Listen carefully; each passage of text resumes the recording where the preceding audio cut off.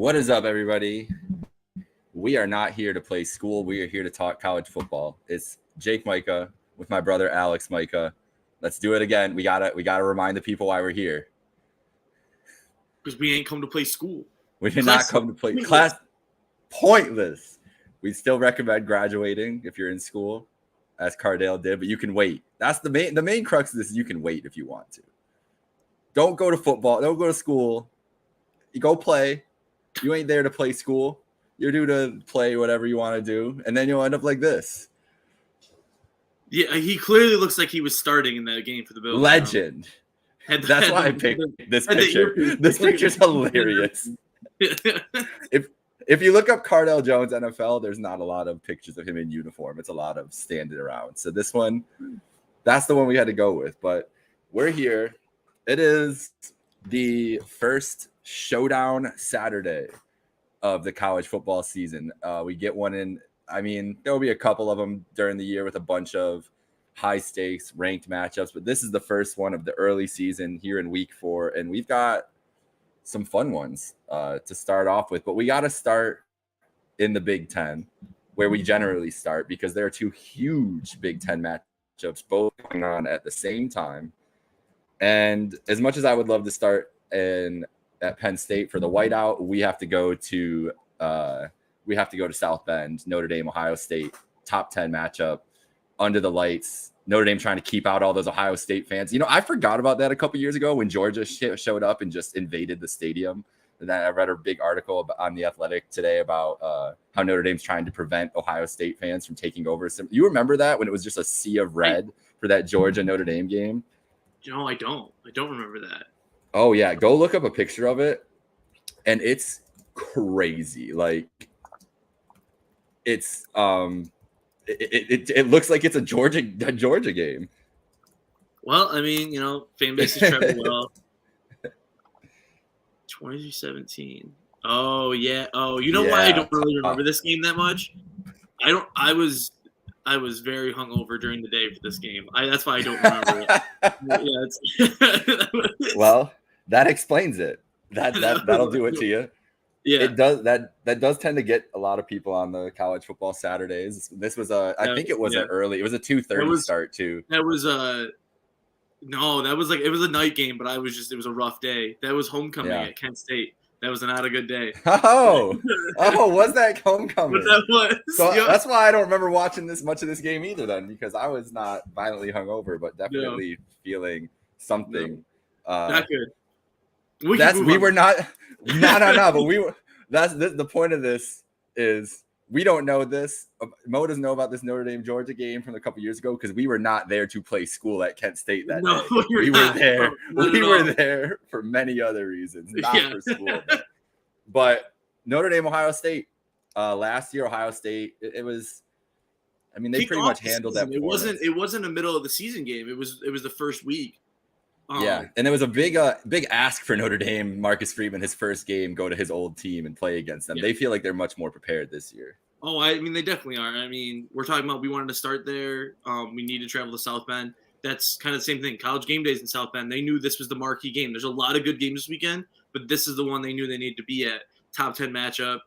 I wanted to say it was Marcus Freeman was searching for his first big win in Notre Dame, but I don't remember last year. He picked up some big wins. He had 4 different ranked wins last year. And, I mean, that's not the shy about his first year as head coach. And the way that offense is rolling right now, I mean, they're not the favorites in this game, but I feel like they should be. Yeah, what is I should have the line right here. I have them all. It's OSU -3. Yeah, that's kind of, I mean, it's here's the thing too, is I'm with you. Because I think we're both probably on Notre Dame for this game. I think there's a little bit of disrespect coming to Notre Dame, just, past history. I think they've won. I can't remember what the stat is, but their record in top 10 games over the last 20 years, 21 years, or maybe since the 21st century, it's just not good. They've had it's 4-19, I think, in their last 23 top 10 matchups. So they don't win these games a lot. But this feels like Ohio State is definitely getting looked down on more than they should be this week because of some lackluster performances and the quarterback questions. And then you see the other side of the ball with Notre Dame and Sam Hartman. This could be the Sam Hartman Heisman game for all we know, or at least the Heisman announcement game if it goes out well. But Ohio State is this is going to be a close game. Whatever doubt people have for Ohio State, they're going to feel stupid about it because that team is still loaded with talent. But I just feel like maybe they can't. I don't know if they can keep up with Sam Hartman the way it's been going. I don't know if Kyle McCord can. Right now, Ohio State's defense is the second best in the country for points per game. Michigan's one. Notre Dame's put on crazy. When they put on a show, they have the same amount of points, but they haven't played a defense as good. It's tails like 2 coins. They haven't played a defense as good as Ohio State's. Ohio State hasn't played an offense as good as Notre Dame's. So it's going to be a very big, bend but don't break kind of situation. See what Ohio State. Hartman, you're right. This could be his Heisman coming out party for sure. If he shows up and throws for 350 yards and 4 touchdowns against this Ohio State defense on national TV, I mean, he's got to be the front runner at that point. Yeah, I would agree. Ohio State, so far this year, they've gotten better offensively every game. Obviously, they started out at Indiana, and that was a disgusting performance, 23-3. They didn't have a great performance against Youngstown State, only 35 points. Last week they really turned it up, and it was a second quarter burst. It was a close game for a minute there with Western Kentucky, and then they kind of went on a big basketball-esque run, just scored, and they were up big at the half and didn't look away then. But I don't know. I just don't feel that is. I mean, going to only one quarterback with just having it be Kyle McCord now instead of Devin Brown taking snaps too. Him only coming in when they're blowing somebody out. And then, I mean, he's kind of force-feeding Marvin Harrison Jr., which, I mean, if you have Marvin Harrison Jr., should. Exactly. That's what you should do. So. Well, what do you think about the Notre Dame side of this? Because their offense has obviously looked incredible the first couple weeks. Even that NC State game. Their offense is so well-balanced. Their running back, I can't remember the running back's name, but he's leading the country in rushing yards right now, and Sam Hartman is 5th in passing yards. They are ridiculously well balanced. I don't know. I mean, like I said, they haven't played a defense yet, like the same caliber of Ohio State, but that offense is a well-tuned machine. It is, and it's like you said, they haven't played that defense. That's why it feels like this game, a 3-point spread feels good about it, but I do feel like you have to take Notre Dame and the points on this because it's right there for you. You got a top 10 team at home as an underdog who's looked awesome. Like, I feel like the value is just there for them. And I personally, before we move on to this Penn State Iowa game, I think Notre Dame's going to win. I don't think it's going to be a blowout. I don't think they're going to run away with it, but I think this Notre Dame team is one of these Notre Dame teams that's going to dominate the regular season. And this and USC are their 2 biggest chances, obviously, for big wins in the year. And they have them both at home. But Hartman, it's such a different Notre Dame team when you look at Sam Hartman and what he's been able to do. And he's shown that he can do this consistently year over year now. Like, this isn't just, he's doing this with Notre Dame after transferring. He's done this with lesser rosters against teams and won big games in his career. Yeah. He's played in big environments too. This is McCord's biggest game of his life on the road. So those things, I feel like the poise and everything, like it could come down to one, maybe McCord throws 1 pick and Hartman doesn't. That could be the difference in this game. It for sure good. And I want to say that running back's name is Audric Estime. I think that's how you say it. Yes. But he's leading the country in rushing right now.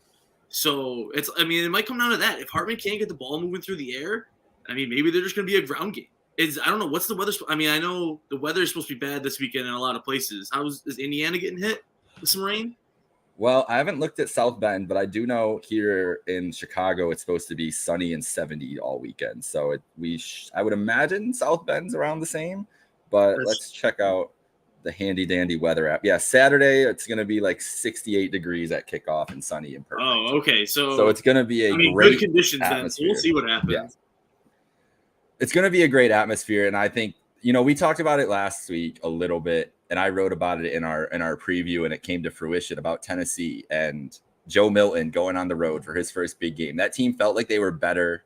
Tennessee, I think overall you'd say they're a better team than Florida, but you put a quarterback in that position who hasn't been there in that kind of environment, lights on, primetime game, ESPN, in the swamp, and you saw they struggled. And I feel like I'm looking at this same situation again, and it's Kyle McCord. And I know it's Ohio State, not Tennessee, and all these other things, but I think that's what people are like. People are expecting him to snap because they're Ohio State, and maybe they are getting disrespected a little bit.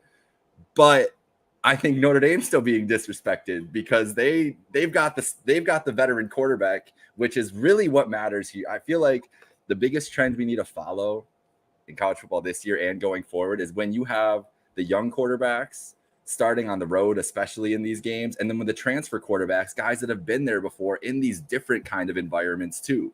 Because like once you've seen it all in these college states, you're going to be comfortable. So McCord's not. I expect McCord to have some struggles at least early on. I expect Hartman to be ready to go, and I think that's. Oh yeah, I mean it's got to be. I mean just the noise is going to definitely hit McCord at some point. That first drive from them, I mean I expect like a delay game penalty at some point. I would think. Unless there's all these Ohio State fans there, who knows? Yeah, maybe. They said that the article I read was a great athletic article. Everybody should go check it out. But Notre Dame seems like they have a better plan to keep everything in-house and keep it a Notre Dame friendly stadium this time around. They're basically like, we never want that to happen again.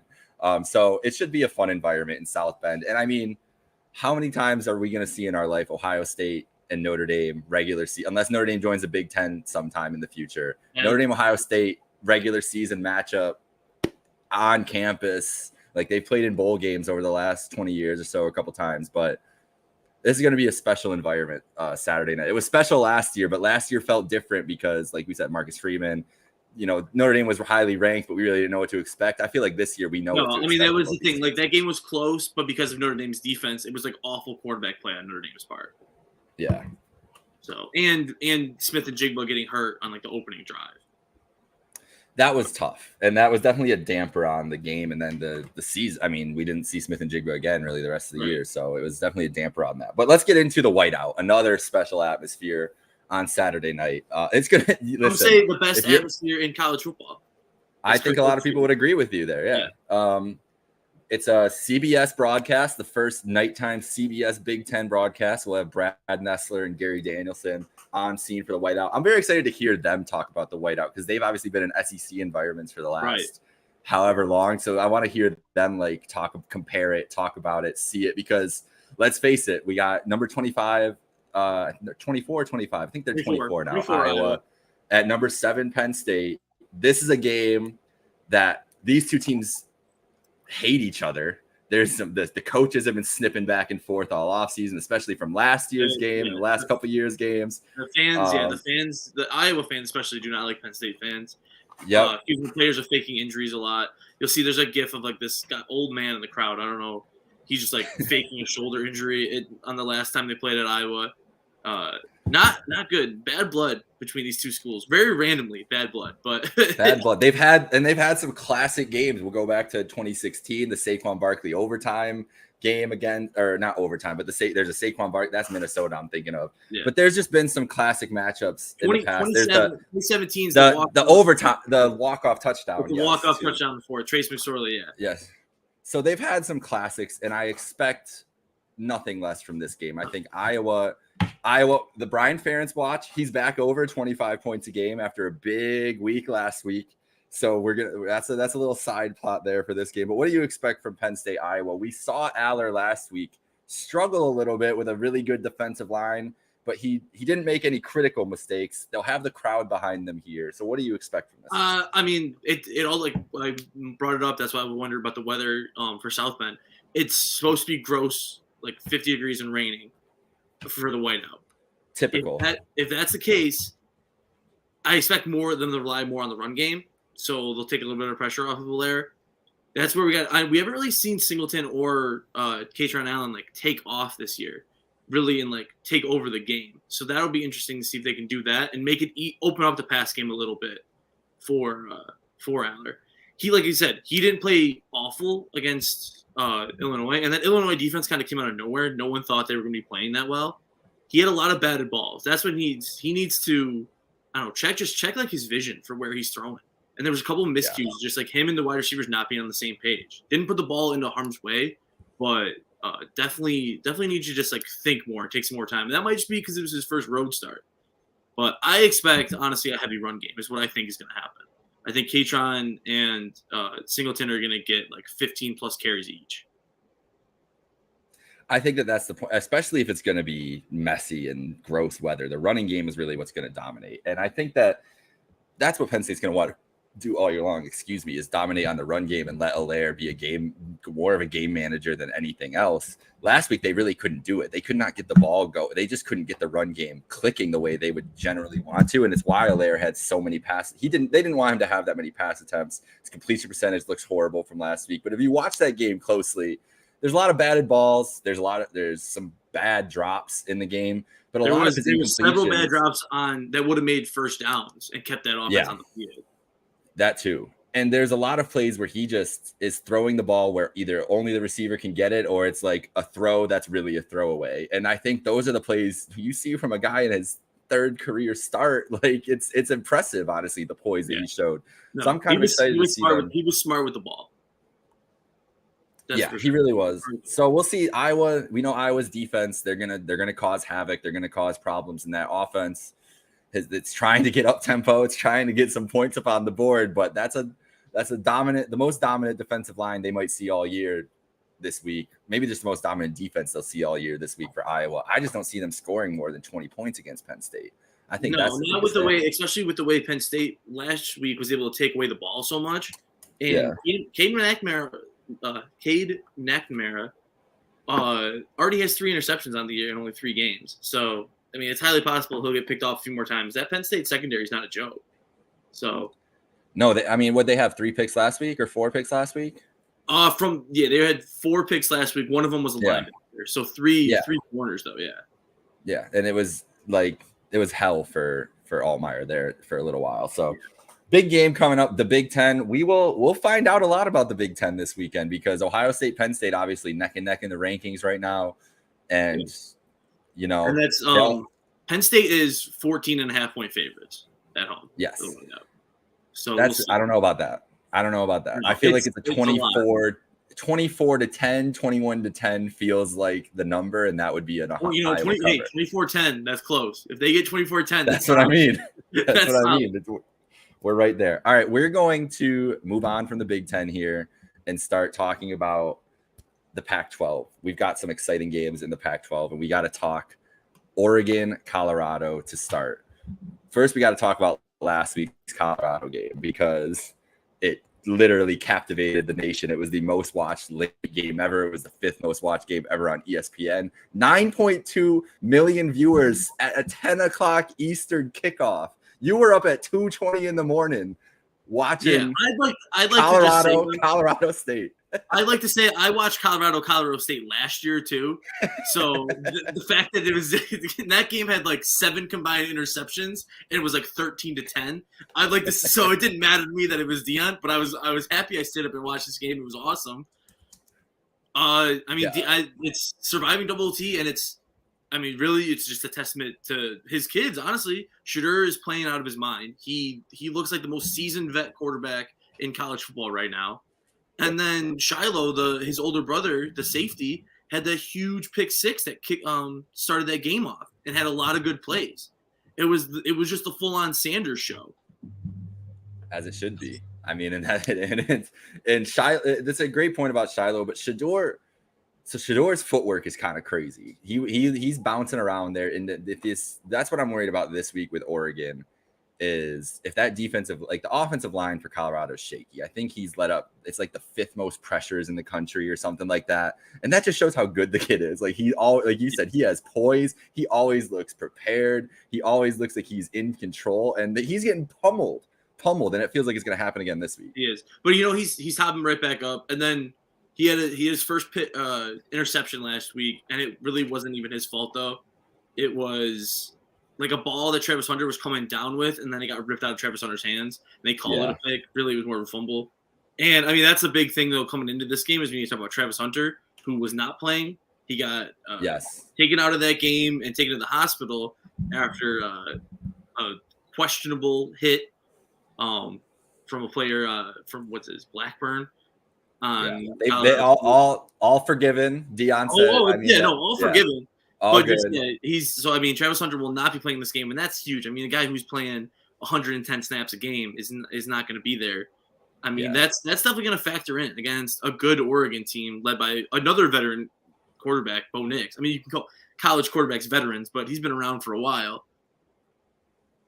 He is a veteran. He was at Times Square, man. He's a star. Yeah. Yeah, I think you're right about Travis Hunter because that's such a dynamic on both sides of the ball. And the fact that they're in Oregon here, I see like 42-24, something like that. 45-24. I think the spread's 21.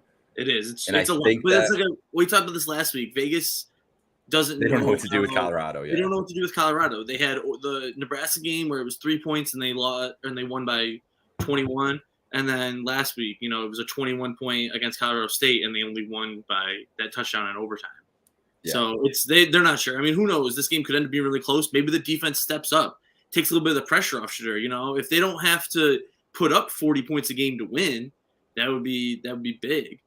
But I think they kind of luck out too that it's not a night game. There's such a loaded night schedule that game's 3:30 and not a late night game in Autzen because that's when it would get trickier. Definitely. And next week they got USC at noon. So it's going to be we're going to find out a lot about Colorado the next 2 weeks. And we've known that since the schedule came out. We saw at Oregon home to USC the first 2 Pac-12 games. Like, okay, well, depending on how the first 3 go, we're really going to know about them after that. And the first 3 went about as well as they could have gone for Colorado. You beat your rival, you get 2 other big wins, beat 2 rivals, I guess, actually. And it's and then maybe a possible future rival in TCU with them joining the Big 12.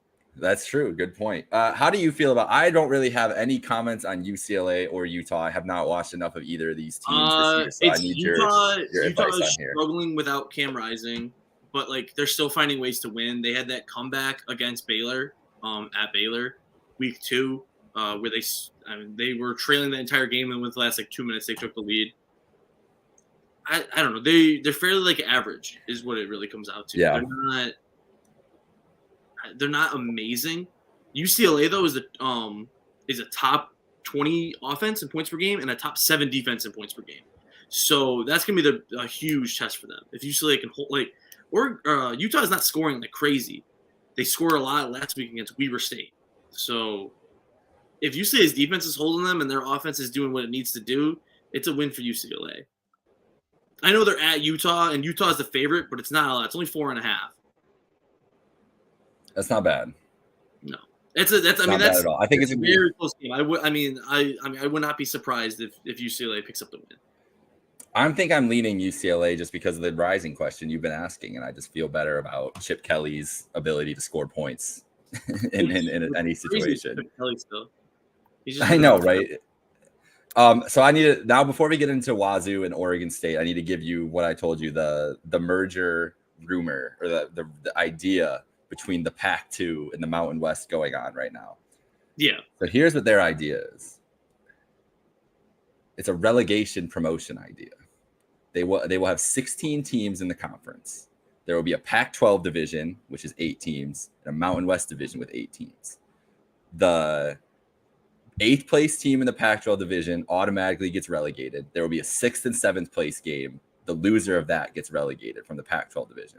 The flip side, the Mountain West, the first place regular season champ automatically gets promoted, and then there will be a 2nd and 3rd place Mountain West championship game to determine who is the next team promoted to the Pac-12. That is an idea that's being floated around right now between the Pac-2 and the Mountain West. So the way that they could keep the conferences, keep the brands, and and offer opportunity to everybody. So how do you feel about the relegation? Pac-12. It's an interesting concept. Conference. It gives you extra games during that. I assume it would be during conference championship week. You have that 2 and 3, and then that 6 and 7 game play each other. And whatever about bring someone up in relegation. We see it happen in hockey for the World Championships all the time. They do that stuff. So it's not a crazy concept. The way it would work with TV deals and stuff would be interesting though. Certain teams are coming into the Pac-12 and others aren't, and that would definitely affect things. This is all just about TV money, anyways. Yeah, well, that's what the thing that they said though was in this explanation about it is we need to come to terms that college football is an entertainment property, so let's make it entertaining. That's what this whole relegation thing would be about. Like, let's get some fun. Listen, if you're watching San Jose State and Fresno State week 3, like that's like me and you watching that game. If that's all of a sudden promoted to the Pac-12 second and third place game at the end of the year, the whole country's locking into that. They're all locking into that game this year, you know? So it would, I mean, it would and be the same thing if it's like UCLA. Well, I guess not UCLA, they're gonna be in the Big Ten, but like Oregon State, Washington State, if they're getting in the relegation game, or if they're so bad when this starts, or something like that. They're just terrible. But the relegation game will just be great college football content. It would be. It would be great. You start having people who are keeping tracks of like, oh, how many wins in relegation games they've had and stuff like that. But it'd be interesting. Who were you said 8-8? So who are the first 8 Pac-12 would be then? Obviously it's only 2. Well, it's Oregon State, Washington State, and then what 6 Mountain West are coming in to be that first group. So they would be merging. They'd be merging completely, and then they'd obviously have to get up to 16 teams for this to work. How many teams are in the Mountain West right now? I guess I don't know that number off the top of my head. Let me see. They've got a good amount already in there, though. So it would be merging, and then I would assume it would be by conference finish, and then they would start the relegation. There's 11 Mountain West teams right now. So they need to add 3 more teams. We need 3 more teams. I mean, we've talked about like Eastern Washington in the FCS, North Dakota State. Yep. There you go. You put them in the Mountain West. You got to earn your way. Well, they do. I mean, because they can't even qualify for a bowl game, for their first 3 years, for few years that they come in. So those the top 6 right now in the Mountain West would be Air Force, Fresno State. I mean, this is no conference play, but the top 6 records right now: Air Force, Fresno State, UNLV, Wyoming, San Diego State, Boise would be the Pac-12 with the Wazoo and Oregon State, and then New Mexico, Hawaii, San Jose State, Colorado State, Nevada, Utah State. I mean, that would all make sense. Yep. It's not an awful conference either. It'd be fun. There are no bad conferences. They're all special in their own way. But Fresno State right now is cooking. They might end up ranked soon. Hey, they're about to run into a buzzsaw, buddy. Let's relax. Let's relax. Yeah. The Pac-2 championship will be lit on Saturday, though. We'll see who is number 14 the Pacific team. 14 Oregon State at 21 Washington State. Yeah, should be a fun one. Let's get into the rest of the conferences though. Here, SEC, we got to talk about Ole Miss, Bama. Is this the year for the Rebels? This is their biggest chance, I feel like, to pass Alabama and get into an SEC title game. But they obviously got to win Saturday. I think it is, and I think more so than just is it Ole Miss's year, it's Lane Kiffin's year. He's gonna join the. There's only 3 former coordinators that have beaten Saban. Can you name the 3? They're all pretty recently, honestly. Kirby. Mm-hmm.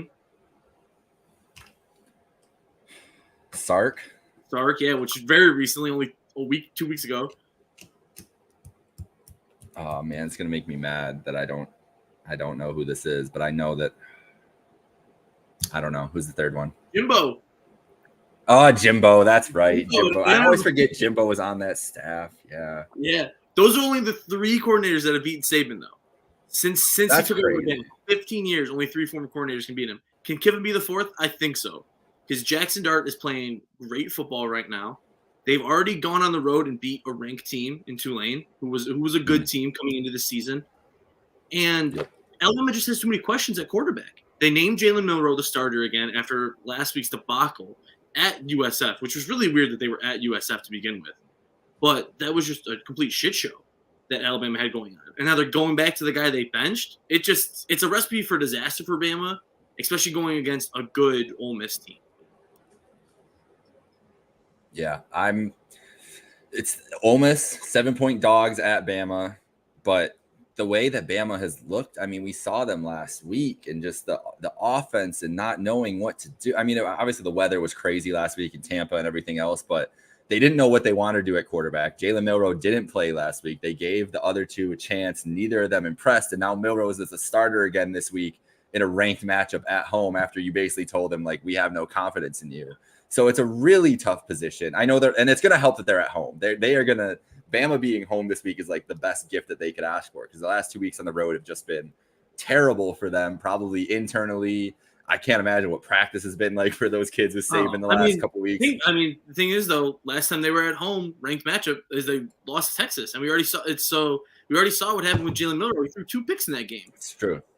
That's it. I don't think Ole Miss defense is. I don't think the Ole Miss defense is as intimidating. That's good. No, probably no. They're not as good as Texas, but no, Texas is a tier above both of these teams, which is crazy to say at this point in 2023. But that's where we're at. So we're both on Ole Miss then. Do we think that they can cover and win this game on the road? I don't know if they'll cover. I think they'll win. They haven't. Bama hasn't lost since 2015 against Ole Miss, and I think this is the year that it happens. So what is that? That's Chad Kelly, right? 2015, right? That's the last time. That was in Ole Miss, though, right? Or was that Bama? I think it was at Ole Miss. I think it's at Ole Miss. I believe it was like a 42-41 or 43-42, something like that. And I believe it was Chad Kelly, the legend. It was Chad Kelly. I know. And that was like the ridiculous, like him falling backwards, and throwing that insane ball up. Sadly, also, I was looking at this earlier. Them with Alabama, they do not have a rivalry name, which I think is kind of lame. That is kind of lame. 43-37, which Ole Miss was 15. It was in Bama. Ooh.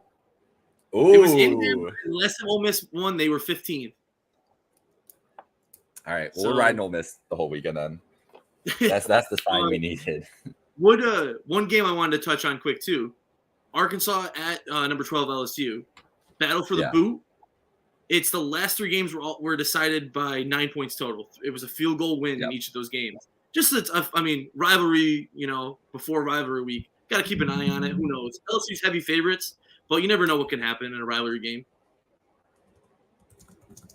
No, you're 100% correct. That's a good call, because Arkansas always plays LSU well, and Arkansas has not looked great this year, and they're due for a performance where they kind of outkick their coverage and play a bit bigger than play better than what they're going to be for the rest of the year. And if they're going to do it any week, it's going to be against LSU. So that's going to be an interesting one. And we need to find out about LSU too. They have the bad loss to Florida State at the beginning of the year, but and then they bounced back nicely. Yeah, they had a nice win last week against Mississippi State, but this is going to be it's going to be interesting. And it's a nice segue to talk about Florida State, because they get Clemson this week at noon, which 10 years ago, a couple years ago, this could have been the biggest matchup of the year, honestly, biggest regular season match, at least in the ACC. We thought about that potential this year. Clemson it's been a weird year for Clemson again. They just haven't looked right. But Florida State last week, maybe they were looking ahead to this Clemson matchup, because this is obviously one of their biggest games on the schedule and everything else, but they didn't look great at Boston College. It is the red bandana game. Boston College always balls out there, but Jordan Travis had a bad day. He did not look like his normal self. And coming into this biggest game of the year, they got to show out. They really got to show out in this one, I think. They do. They played. Even with winning last week, they still played bad enough that the AP dropped them down from 3 to 4. That's the thing. If you win and you still get dropped, that means you were doing something wrong. That game was close at the half, and then they got a comfortable lead in the second half and just rested on their laurels. And BC came back, and BC had ended up having 18 penalties. If that game doesn't happen that way, who knows what happens if BC is able to, be a little bit more disciplined with the ball. Florida State, Jordan Travis coming in this year, he was supposed to be like a Heisman candidate. He hasn't played up to that level yet. He's been decent, but he hasn't been the level that they thought he was going to be. And after that first week against LSU, everyone was like, oh, they're for real. And they haven't proven it yet. Or they haven't kept it up yet, I should say. No, they haven't. And you would expect them to go handle business against a Boston College team that a lot of people were not very high on going into the year in BC. Castellanos played great. That guy is exciting to watch and everything else, but they should have went and handled business last week. So to see them, that game could have went either way a couple times there. They were really close to blowing that game, and especially in the fourth quarter. I don't know how I feel about them as a national title contender, and watching them from the eye test, when you look at them compared to the teams they're around, like a Georgia, like a Michigan, like a Texas, like Penn State, Ohio State, like I'd take all those teams over Florida State at this moment. Yeah, And so it might just be the ACC. It might just be a war of attrition eventually because I mean they got to play some decent schools in the ACC still, and they got Florida. Yeah, and who knows? I mean, who knows what happened with Clemson right now too? If Clemson might just come in and beat them. Yeah, they're going. I mean, it's at Clemson. I mean, it's at Clemson. It's Death Valley at noon. It's going to be a raucous atmosphere, and this is like Clemson gets up for these games no matter what. They're gonna be in this game. I still think I'm going to take Florida State. I think they're going to win. I don't like Clemson that much, but I don't know. They worried me last week, and they don't look as dominant. I mean, they have the biggest win of the season, but it's week 1, and you got to just take that into consideration with everything. Do they still have the biggest win of the season though? Well, I mean in the ACC. I mean, Texas over Bama is probably bigger, but just like out of these two teams, they've looked the most impressive. They've and it's even dating back to last year, like they've been the most consistent out of them. But Clemson could win this game by 2 touchdowns. I wouldn't be surprised, honestly. No, like I don't know. It all depends on Cade. Cade has looked better than that since that Duke game for sure. Still not amazing. He had his best rushing performance last week actually because he had a not great pass percentage. 6 for 35 and a touchdown. And if he could just take care of the ball, he didn't have any turnovers last week. That's going to be the biggest factor. If he can take care of the ball and just kind of let his guys do their thing and, rely on Will Shipley a little bit, I wouldn't be surprised either if Clemson wins. Maybe not by 2 touchdowns, but they're 2-point underdogs at home. Yeah. I wouldn't be surprised. I would like that's the 2 plays I like are taking Clemson and taking Notre Dame at home as road favorites. You get to take Notre Dame and Clemson, or home favorites. You get to take Notre Dame and Clemson. Give me that all day. Those are 2 teams that you just can trust at home in situations, I think. So we'll see. Well, you really can't trust Notre Dame in big top 10 games, but this year's Notre Dame, I think you can trust in this situation. We'll see. We'll see. Yet to be trusted, but we'll see. Yeah, let's go to the Big 12. Let's wrap up here. Big road test, really. That's the biggest thing. Oklahoma, big noon kickoff, going to Cincinnati for their one and only Big 12 matchup that they'll ever have. So that'll be a nice trivia question in the future with the one matchup of Big 12 play. But Oklahoma at Cincy. Cincy is not the same as they've been the last couple of years, but that's going to be a tough environment. Noon at Nippert Stadium. That place is going to be rocking for Oklahoma coming in. How do you feel about that game for the Sooners? I mean, it's tough because Oklahoma hasn't really played anybody good this year. They started out against Arkansas State, destroyed them 73-0. Then they played SMU kind of close, 24-11, and then they blew Tulsa out. It was like 63-7 or something like that. They're averaging 55 points a game, which is absurd that they're on the 4th week of the season. They're averaging over 50 points a game. But like I said, haven't really played anybody. I think it's interesting that both these teams, Oklahoma and Texas, that the last year in the Big 12, they open up the Big 12 schedule on the road. I'm sure that was planned out accordingly for those guys. I don't know. Since he's a middling defense, I don't know if they're going to get blown out, but I think Oklahoma takes care of business. And they're looking ahead, and it's only 2 more weeks until Red River after this. So I think they got their eyes set on a bigger prize, and they want to keep on climbing those rankings. I mean, they're up to 16 now. This win here could help them a lot. I'm with you. I honestly think we can move to Texas a little bit too. I think both these teams are going to handle business this week, and I think they're both clear and away the best teams in the Big 12 this year. Oklahoma, I know that they haven't played anybody yet, but they just look different. They just look like they're more in sync this year. Like they've fully bought into Venables and everything he's trying to do. Their offense is much more well-tuned than it was last year. That's for sure. Oh, for sure. And then Texas, I mean, going to Waco, can always be difficult. It's not an easy environment to play in, but Baylor has not looked good this year. Listen, if Texas State beat Baylor, so if Texas can't beat Baylor, there's a problem. Yeah, they are. I don't know if they've had their 3rd game at home. I don't know if all 3 of their games at home, but they're at least 0-2 at home so far because they lost to Utah and they lost to Texas State at home, which is rough. Yeah, but you never know. Big 12 conference games are different than losing to some Vegas agrees with us because both of these spreads it's 14-point favorites for Oklahoma on the road and 14.5 for Texas on the road. So both these games are like, it could be 2 touchdowns, but this could be a close game too. Like, we'll never know. And so Texas they really don't know. It's always like a tricky game for them.